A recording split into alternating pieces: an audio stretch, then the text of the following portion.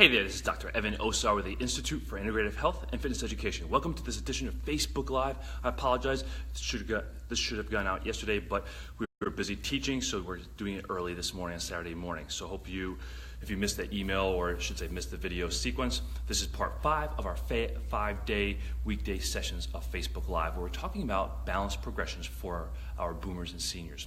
Because we know that so many of our older clients fall and are at a risk for developing serious injuries and or a risk of dying from complications related to their falls. So we're sharing with you some of the strategies we use with our own clients and patients in our office to help them with their balance. So we've gone through the last couple days the ankle, the hip, and now we're going to move into the stepping strategy. Ways that our body, we generally or naturally use our balance strategy to control changes in our center of mass. So what we looked at with the ankle strategy is creating more ankle movement. Then we looked at the hip strategy, we created more hip motion, so we have more ability to use ankle and hips as we start to change our center of mass and our center of gravity. So today we're going to look at the stepping strategy. And this is a great strategy, or I should say an important strategy, for when we trip. For example, when our clients trip, they catch their shoe, or they trip over a curb or crack in the sidewalk, so to speak, and then they trip and they need to get their foot out in front of them to catch themselves. And most of our clients don't have, number one, good awareness and or reflexes to get the foot out there fast, and or their fast twitch fibers aren't firing fast enough to get their leg out there to catch them.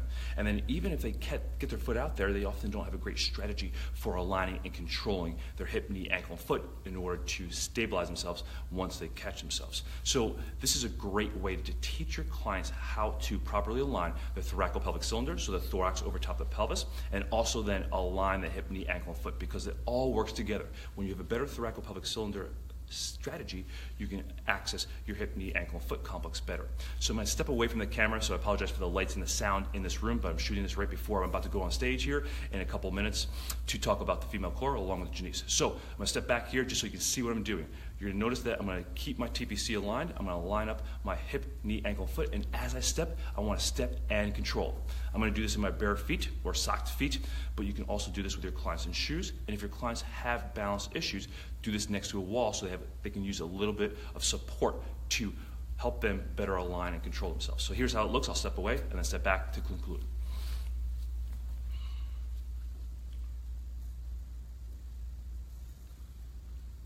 Control that hip, knee, ankle, foot, and then come back.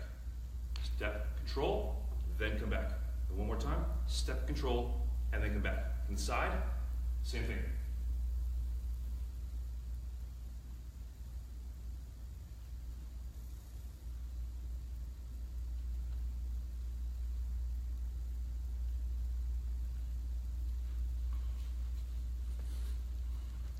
And you can make this pattern more challenging by obviously going further out, going faster, using some rotation of the head, neck, and or torso, adding a weighted object into the hands. But the important component is make sure your client has an awesome strategy for aligning the thoracolpelvic cylinder, their hip, knee, ankle, and foot, and controlling those positions so that when they step out, they control themselves and can catch themselves, and then can step back and control.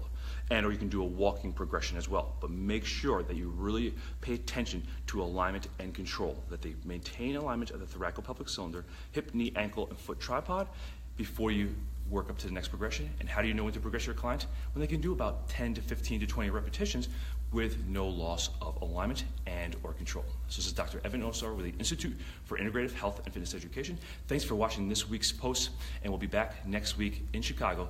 Make it a great day, have a great weekend, and we'll see you soon. Bye-bye.